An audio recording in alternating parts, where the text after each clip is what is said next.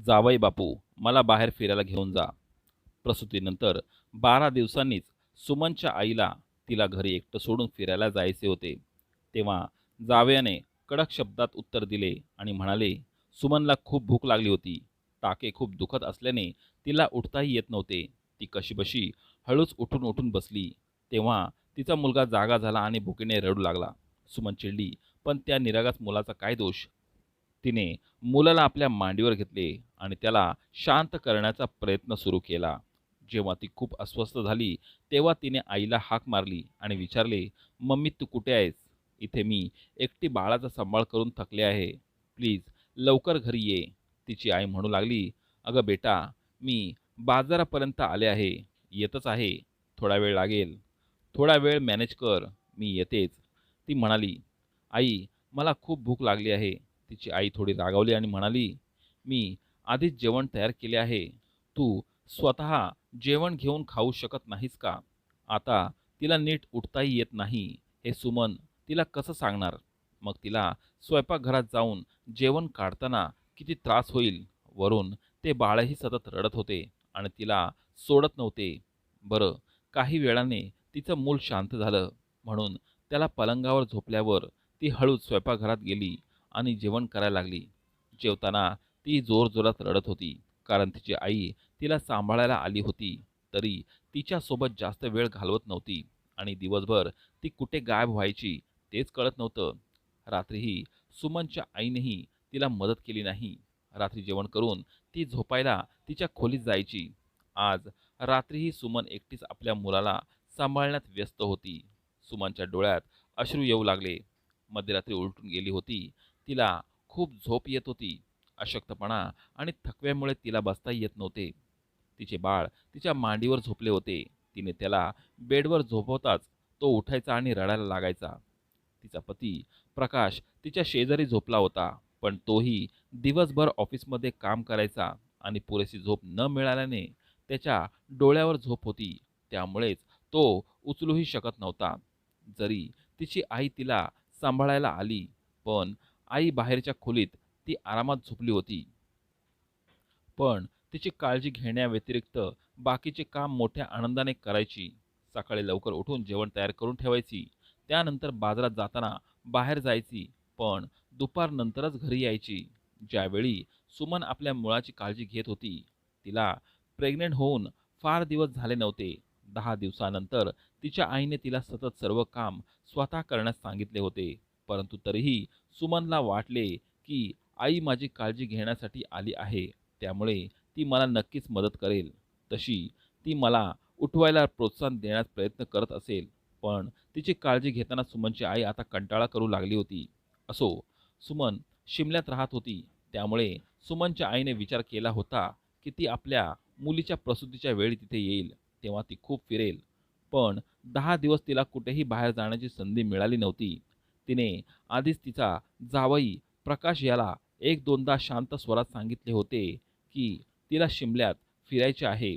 प्रकाशनेही हो सांगितले होते, की सुमन बरी झाली, की मग आपण सगळे एकत्र बाहेर फिरायला जाऊ. पण सुमनच्या आईचा विचार वेगळाच होता आणि ती हा विचार करत होती, की सुमन बाहेर जाऊ शकत नसेल, तर जावई बापू निदान मला तरी फिरायला घेऊन जाऊ शकतात. आता तर ही स्वार्थाची हद्दच झाली, की घरी कोणीतरी ऑपरेशन करून अशा अवस्थेत पडून आहे आणि आईला बाहेर फिरायचे पडले आहे. एके दिवशी सुमनने तिच्या आईला तिच्या बहिणीशी फोनवर बोलताना ऐकलं. "अगं दीदी, काय सांगू? इकडे अनेक ठिकाणे पाहण्यासारखी आहेत. जावई बापू मला कुठेही नेत नाहीत. आज त्यांना ऑफिसमधून येऊ दे. मी त्यांना सांगते मला फिरायला घेऊन जा."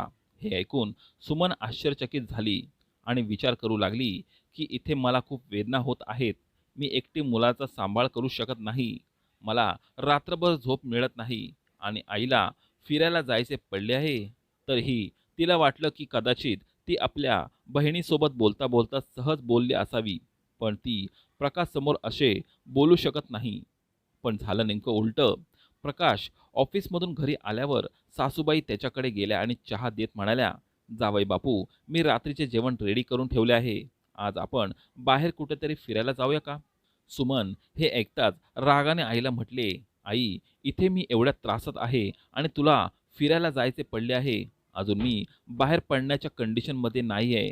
तिची आई तिच्याच तोऱ्यात बोलू लागली, सुमन, तू पण कसल्या गोष्टी बोलतेस? तुला बाहेर फिरायला कोण विचारते?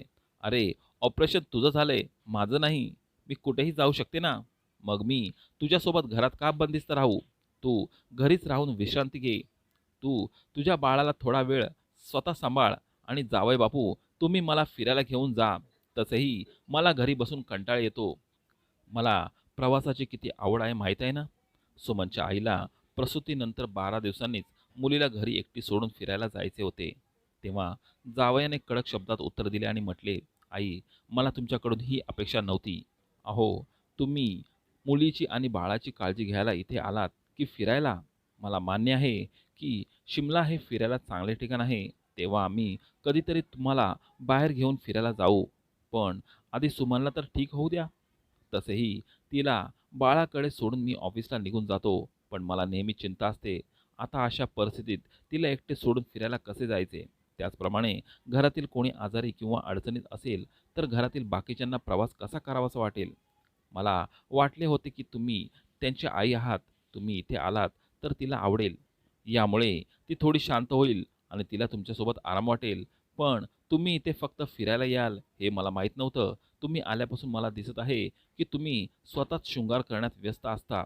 मी ऑफिसला गेल्यावरही तुम्ही फिरायला बाहेर पडता आणि मागून माझी पत्नी एकटीच मुलाची काळजी घेत असताना तिला किती त्रास सहन करावा लागतो आणि तुम्ही येथे येऊन तुमचे ध्येयच विसरलात. म्हणून माझी एवढीच इच्छा आहे की तुम्ही सुमनची काळजी घ्यावी, नाहीतर आपल्या घरी निघून जावे.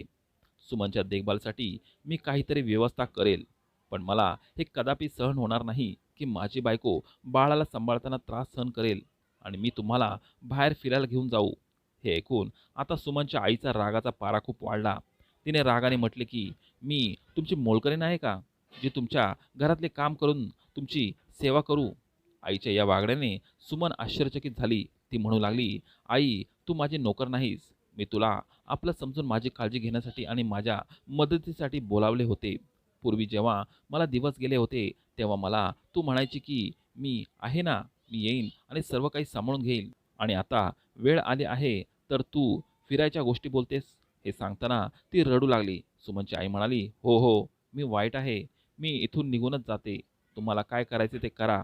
असं म्हणत ती तिच्या खोलीत गेली आणि लगेच सामान बांधून जाण्यासाठी तयार झाली. सासूच्या या वागण्याने प्रकाशला खूप वाईट वाटले. तरीही तो सासूला घेऊन ऑटोमध्ये बसला आणि तिला सोडण्यासाठी स्टेशनवर गेला. प्रवास फक्त 4 तासांचा होता, त्यामुळे सुमनची आई एकटीच प्रवास करायची. त्यामुळे तो तिला ट्रेनमध्ये बसून घरी परतला. प्रकाशला खूप वाईट वाटत होतं, पण त्याला सगळ्यात वाईट वाटलं ते म्हणजे त्याच्या सासूने आपल्या मुलीला असं वागवलं होतं. बरं, पूर्ण वेळ मोलकरीण ठेवायला प्रकाशकडे जास्त पैसे नव्हते. त्यामुळे त्यांनी ऑफिसमधून 1 महिन्याची सुट्टी घेतली आणि स्वतः पत्नीची काळजी घ्यायला सुरुवात केली. अशा वेळी सुमनलाही वाटलं होतं की ती खंबीर होईल आणि प्रकाशची सुट्टी संपली की ती आपल्या मुलाला एकटीला सांभाळायला शिकेल.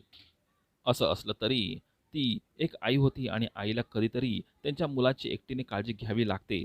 त्यामुळे तीही आता मातृत्वाच्या या नव्या प्रवासात पतीसोबत चालण्यासाठी सज्ज झाली होती. तिने पाहिले होते की लोकांना फक्त आपल्या मुलांसाठी मागण्या पूर्ण करायच्या हे कळतं, पण सगळ्यात मोठी जबाबदारी पालकांवर असते. त्यामुळे कोणाच्याही दबावाखाली मुलांचा विचार करू नये हे ती शिकली होती की कोणाच्याही दबावाखाली येऊन मूल जन्माला घालण्याचा विचार करू नये. त्यापेक्षा सर्व बाजूंनी स्वतः समर्थ झाल्यावरच मुलांचा विचार करायला हवा. हे चांगले झाले की लोकांच्या दबावामुळे तिने आधी मुलांबद्दल विचार केला नाही. नाहीतर आज तिला खूप पश्चाताप झाला असता, कारण मुलाच्या जन्मानंतर कोणी मदत करायला सुद्धा आले नाही. तिच्या मनात एकच समाधान होते की तिने प्रथम स्वतःसाठी एक घर शोधले होते, जिथे ती आपल्या मुलाला आरामात वाढवू शकते. मित्रांनो, तुम्हाला ही कथा कशी वाटली मला कमेंट करून जरूर सांगा. व्हिडिओ आवडल्यास व्हिडिओला लाईक, शेअर आणि चॅनलला सबस्क्राईब नक्की करा. धन्यवाद.